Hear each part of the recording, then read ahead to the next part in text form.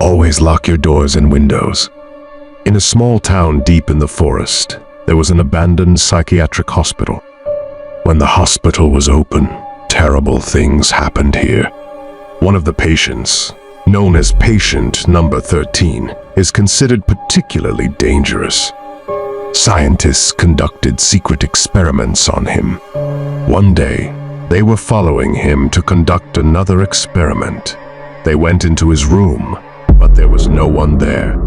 On dark nights, when the moon was high in the sky, patient number 13 returned to his former home and wandered the streets of the town.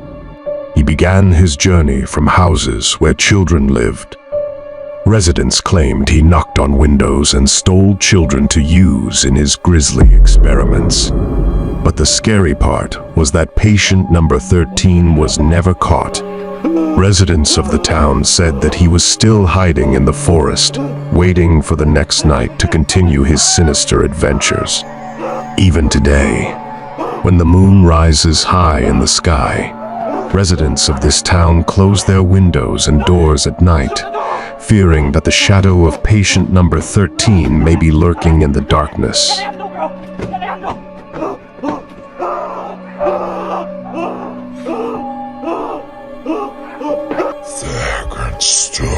A story about the Elsa doll.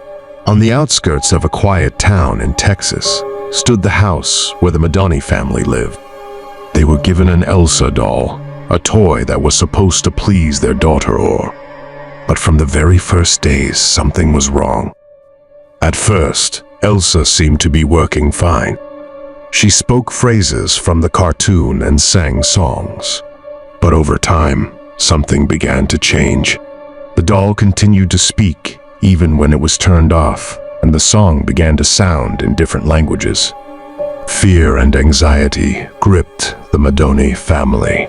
They decided to get rid of the doll by throwing it in the trash. But Elsa returned.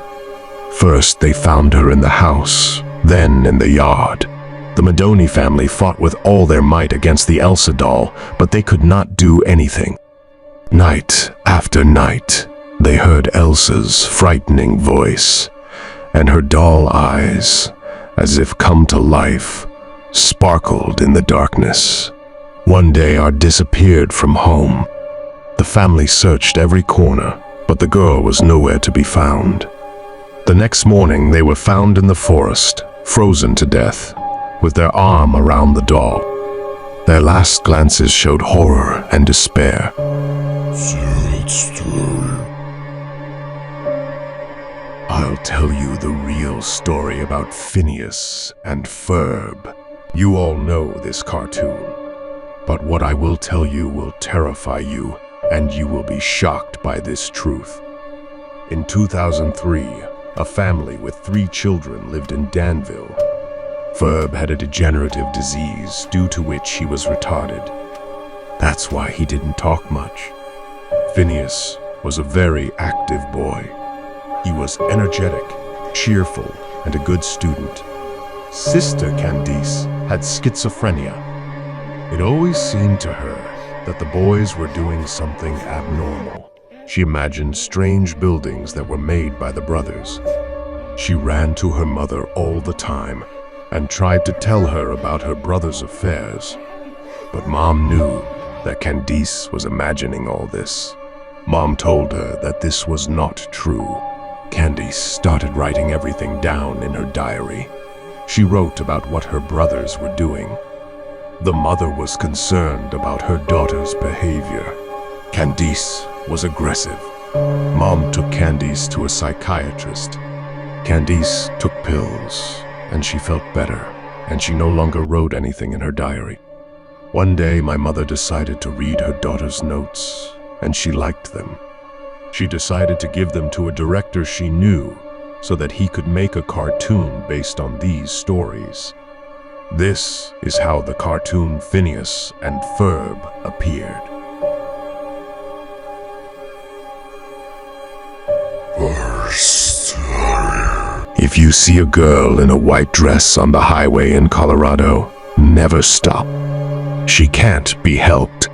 This girl is a black-eyed ghost child. She and her brothers were walking along the highway at night in 1980, but they got lost in the forest and went missing. Their bodies were found in 1981. The children were looking for a way out of the forest. They had no food and water, and as a result, they died, and their souls were left to wander around this area. These children are asking for help.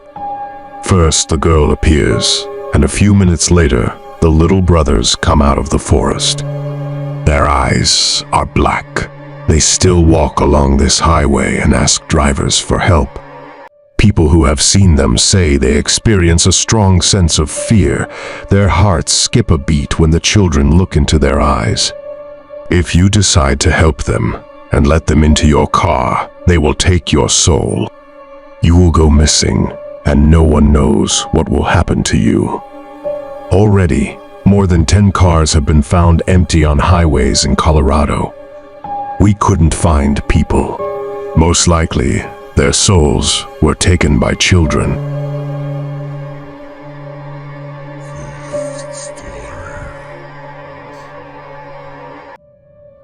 Never go into the forest alone. One day, in a quiet and peaceful village in the middle of a deep forest, very strange things began to happen. A local resident, an old man named Tom, claimed that the ghost of an old woman lived in the forest. Nobody believed him, and only laughed at his stories. The villagers thought that strange things were happening because of wild animals. But after a while, small children began to disappear at night in the village. People searched, but could not find any traces. However, one day, one of the villagers found a small hut in the forest. He entered this house and was terrified. The house contained the belongings of the missing children. On the walls hung dolls dressed in the clothes of missing children. And in the corner stood an old woman. She was scary and angry. She had a black dress and long gray hair. The resident realized that this ghost of a woman was responsible for the mysterious disappearance of the children. She told the man, "After nightfall, you can't go into the forest. Whoever enters the forest will become my doll." The man got scared and ran away. He managed to return before nightfall and told everything about the ghost to the woman. But no one believed him. Only resident Tom supported the man, and the rest of the people laughed.